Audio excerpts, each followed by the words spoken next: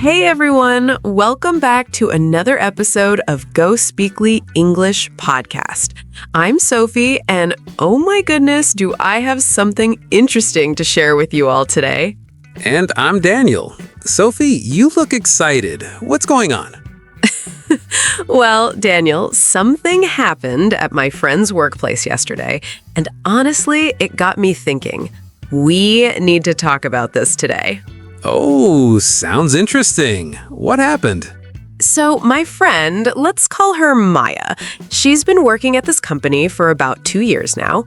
Great job, nice colleagues, everything's going well. But yesterday, she made this small comment during a team meeting. Wait. Let me guess. Something personal? Exactly! She casually mentioned something about her colleagues' weekend plans, something she heard during a lunch break, and suddenly the whole room went quiet, like awkward silent. Oh, no. Yeah, and later her manager actually pulled her aside and said, we need to keep things professional during meetings. She felt so embarrassed, Daniel. She didn't even realize what she did wrong. That's actually a really common situation, isn't it? Super common. And you know what? In my 8 years of teaching English and communication skills, this is one of the biggest challenges I see people facing. Like, where do you draw the line between being friendly and being too personal at work? Right, because nobody wants to be that cold, robotic colleague who never talks to anyone. Exactly. But at the same time, you don't want to be the person sharing your entire life story during a project discussion. Yes. So today, we're diving deep into this topic. How to talk to your colleagues without mixing personal and professional stuff. And trust me, by the end of this episode, you'll know exactly how to handle these situations. I love it. And hey, before we jump in, if you're enjoying our podcast and learning something new, don't forget to hit that like button and subscribe to GoSpeakly English Podcast. We're here every day bringing you practical English conversation skills that actually work in real life. Yes, your support means the world to us. Okay, so Daniel, let me ask you something. Sure, go ahead. When you first started working, did you ever feel confused about what to share and what not to share with your colleagues? Oh, absolutely. I remember my first job. I was like 22, fresh out of college, super excited. And I thought, okay, these people I'm working with, we're spending 8 hours together every day. They're basically my friends now, right? I can see where this is going. So I started treating them exactly like my college friends, sharing everything, talking about my dating life, my family drama, my weekend parties, everything. Oh, Daniel. I know. And then one day, my senior colleague, really nice guy, he took me aside and said, Daniel, you're a great guy, but maybe keep some things private at work. And honestly, I was confused. I thought, why? We're all friends here. See, this is what happens, and it's not your fault, Daniel. Nobody teaches us this stuff in school or college. We just assume that being friendly means sharing everything. Exactly. So what changed for you? I mean, you've been teaching for 8 years. You must have figured this out pretty well. Well, it took me some time too. When I started teaching, I was working with other teachers, administrative staff, students, and I realized something important. Being professional doesn't mean being unfriendly. It just means being smart about boundaries. Okay, now I'm curious. What do you mean by boundaries? All right, so think of it like this. Imagine your workplace is like, how do I explain this? Okay, imagine it's like a garden. A garden? Yes, stay with me here. So in this garden, there are different sections. There's the professional section where you talk about work, projects, deadlines, meetings, all that stuff. Okay, got it. And then there's a small personal section, like a little corner, where you can have light, friendly conversations, maybe about the weather, weekend plans, hobbies, general stuff. Nothing too deep, nothing too private. Oh, I like this analogy. Right? So the key is knowing which section you're in at any given moment. When you're in a meeting, you're in the professional section. When you're having coffee in the break room, you might be in that small personal corner. That makes so much sense. So it's not about never talking about personal things, it's about knowing when and how much to share. Exactly, Daniel. You got it. And here's the thing. Some people think, oh, if I don't share personal stuff, my colleagues won't like me, we won't bond, I'll be that lonely person in the office. Yeah, that's a real fear. But that's not true at all. You can build amazing relationships at work without oversharing. In fact, people respect you more when you maintain healthy boundaries. Okay, so give me an example. Like, what's a good way to talk to a colleague when they ask you about your weekend? Great question. So let's say it's Monday morning, you're getting coffee, and your colleague says, "Hey, how was your weekend?" Classic Monday question. Right. So here's a professional but friendly response. You could say something like, "Oh, it was nice. I spent some time with family and caught up on reading. How about you?" Okay, that's simple and friendly.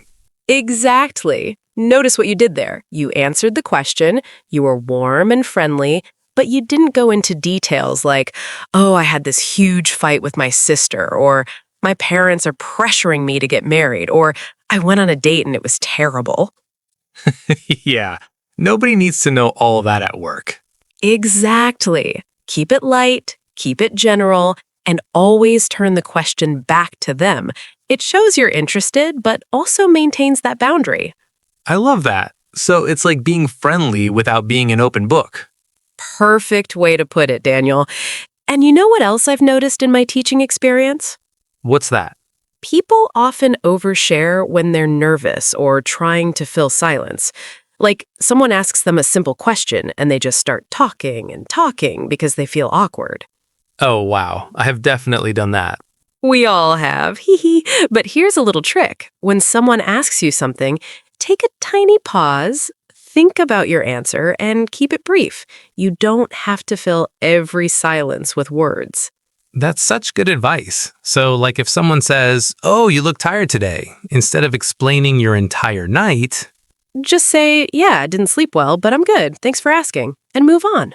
simple. Super simple. Now, let me share another common situation that happens all the time. Office gossip. Oh, this is a big one. Huge. So imagine you're sitting at your desk working on something, and a colleague comes up to you and starts talking about another colleague. Maybe they're complaining about someone or sharing some rumor they heard. Yeah, this happens so much. All the time. And here's where people get stuck. Because if you ignore them completely, you seem rude. But if you engage in the gossip, you're mixing into something unprofessional. So, what do? You acknowledge them without agreeing or adding to it. For example, they say, "Did you hear what happened with Sarah? She apparently called in sick, but someone saw her at the mall." Oh, juicy gossip. Right? So instead of saying, "Oh, really? Tell me more," or "Yeah, I heard she does that all the time," you simply say something like, "I'm not sure about that, but I hope she's okay. Anyway, I need to finish this report. Did you need something?" Wow, that's smooth. You're not being rude, but you're also clearly not interested in gossiping. Exactly. You redirect the conversation, and most people will get the hint and move on. That's brilliant. So you're basically protecting yourself from getting involved in drama. Yes, because here's the thing, Daniel. Office gossip might seem harmless or even fun in the moment, but it always comes back to hurt you. How so? Well, think about it. If your colleague is gossiping to you about someone else, what makes you think they're not gossiping about you to others? Oh, true. And also, imagine if the person they're gossiping about finds out. Or worse, imagine if your boss finds out you're participating in office gossip. It damages your reputation, your credibility, and people start seeing you as unprofessional. Yeah, that makes total sense. So it's just better to stay out of it completely. Absolutely. And honestly, you'll feel better too. There's something really peaceful about not being involved in workplace drama. I can imagine. Okay, so we've talked about weekend questions, we've talked about gossip. What about when colleagues ask really personal questions? Oh, good one. Like what? Like, when are you getting married? Or how much do you earn? Or why don't you have kids yet? Those kinds of questions. Ah, yes, these are so inappropriate, but people ask them anyway. Right. So how do you handle that without being rude? Okay, so first of all, remember this. You are never obligated to answer a question just because someone asked it. Really? Really? If a question makes you uncomfortable, you have every right to politely decline answering it. Your personal life is your business. Okay, but how do you actually say that without sounding harsh? Great question. So let's say someone asks, "When are you getting married?" You could smile and say something like, "Oh, I'm focusing on my career right now," or "That's a personal topic I prefer not to discuss at work. How's your project going?" Oh, so you deflect and change the subject. Exactly. You're polite, you're clear about your boundary, and you immediately redirect to something work-related. I love that. What about salary questions? Because I feel like that's such a taboo topic. It is. And honestly, it should be.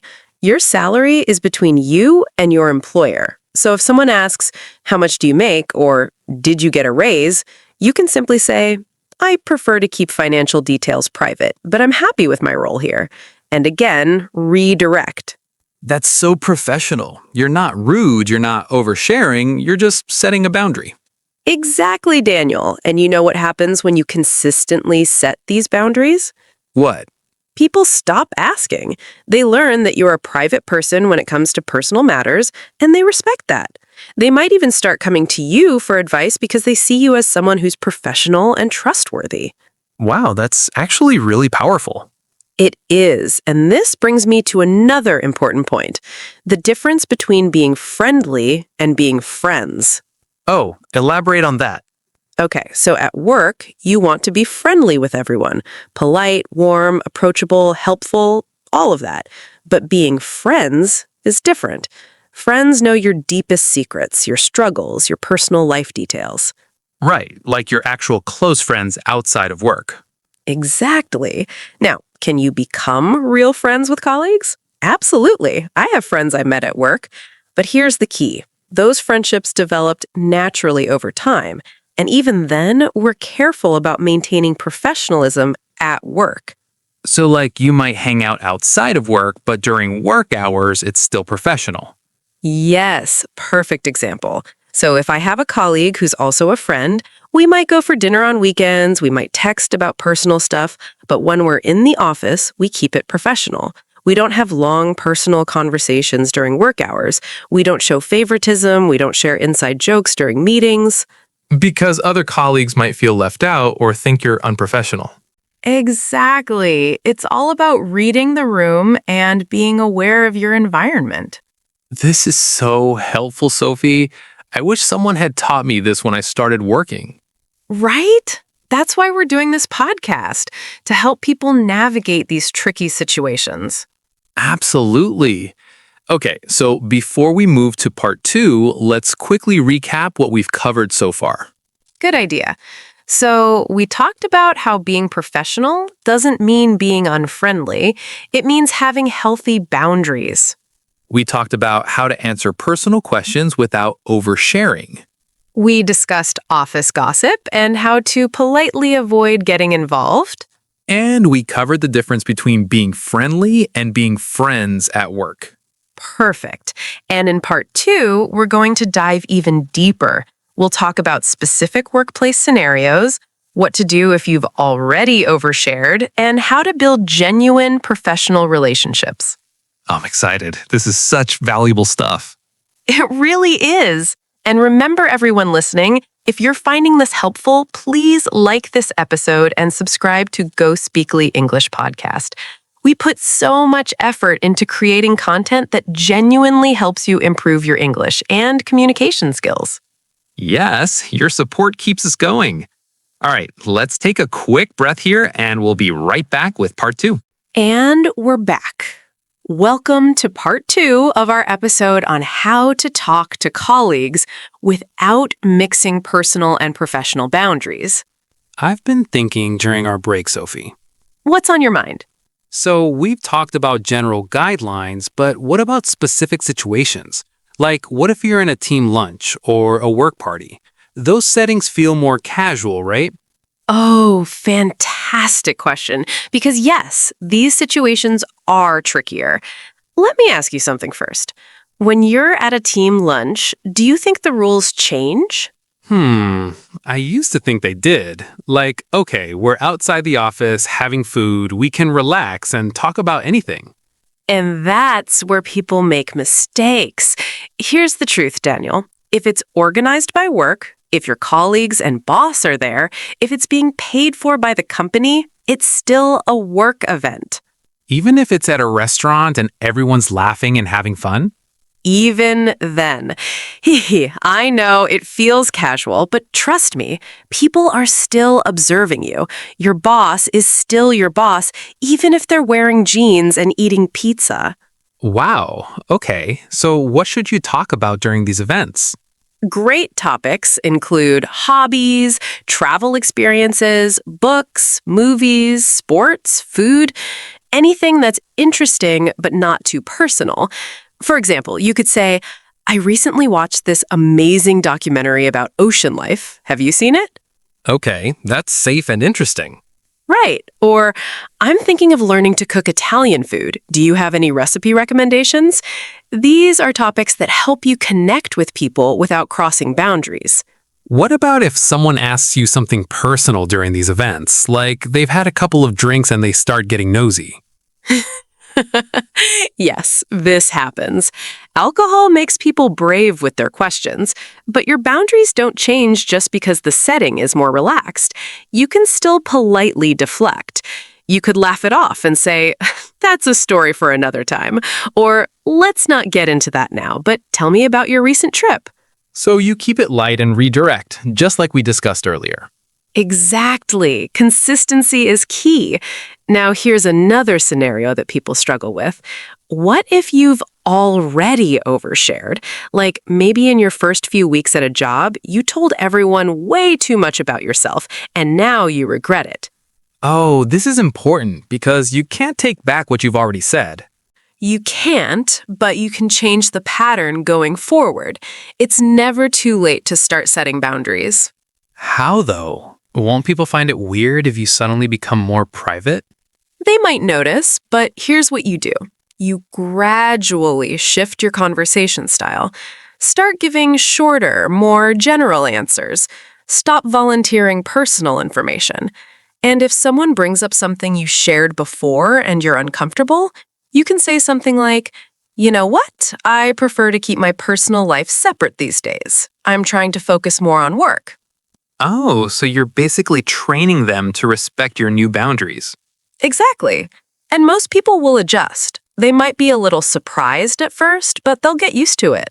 That's really reassuring because I think a lot of people feel stuck. Like, oh, I already made this mistake. There's no going back. There's always a way forward, Daniel. Always. And you know what else I want to address? The cultural aspect of all this. What do you mean? Well, in my 8 years of teaching, I've worked with people from different countries and cultures, and I've noticed that what's considered professional varies a lot. Oh, interesting. Yeah, like in some cultures, asking about family, marriage, age, these are normal, friendly questions.